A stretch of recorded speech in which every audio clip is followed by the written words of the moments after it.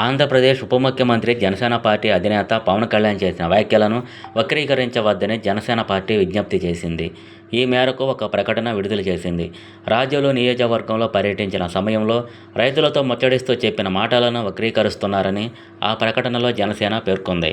ఇరు రాష్ట్రాల మధ్య సహృద్భావ వాతావరణం నెలకొన్న తరుణంలో ఇలా మాటలను వక్రీకరించవద్దని విజ్ఞప్తి చేసింది. ఇటీవల రాజోలు నియోజకవర్గంలో పవన్ కళ్యాణ్ తెలంగాణ నాయకుల దిష్టి తగలటం వల్లనే కొబ్బరి తోటలు ఎండిపోయాయని వ్యాఖ్యానించారు. పచ్చని కోనసీమకు దిష్టి తగిలింది. ఇక్కడ పచ్చని కొబ్బరి చెట్లను చూసే ప్రత్యేక రాష్ట్ర డిమాండ్ వచ్చిందేమో. మోడువారిన కొబ్బరి చెట్లను చూస్తుంటే ఎదిగిన కొడుకు మొండెంతో నిలబడినట్లు ఉంటుంది. ఎదిగిన కొడుకు ఎంత సంపాదిస్తాడో తెలియదు కానీ ఎదిగిన కొబ్బరి చెట్టు మాత్రం ఆదాయం ఇస్తుంది. ఎకరం భూమిలో కొబ్బరి తోట ఉంటే 2 లక్షల ఆదాయం వస్తుంది. కొబ్బరి రైతుకు ఆ ఆదాయం శాశ్వతం కావాలన్నారు. ఆయన చేసిన వ్యాఖ్యలపై తెలంగాణ నాయకులు తీవ్ర ఆగ్రహం వ్యక్తం చేశారు.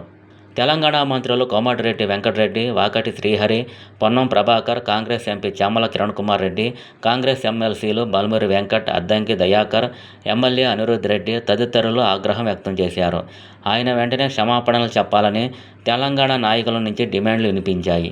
ఈ క్రమంలో జనసేన నుంచి ఈ ప్రకటన వెలువడింది. అయితే పవన్ కళ్యాణ్ తెలంగాణ గురించి ఏం కామెంట్ చేశారో ఒకసారి ఈ వీడియోలో చూద్దాం. రాష్ట్రం విడిపోవడానికి కూడా కారణం గోదావరి జిల్లాలో పచ్చదనమే. ఆ శాపం తగిలేసినట్టుంది.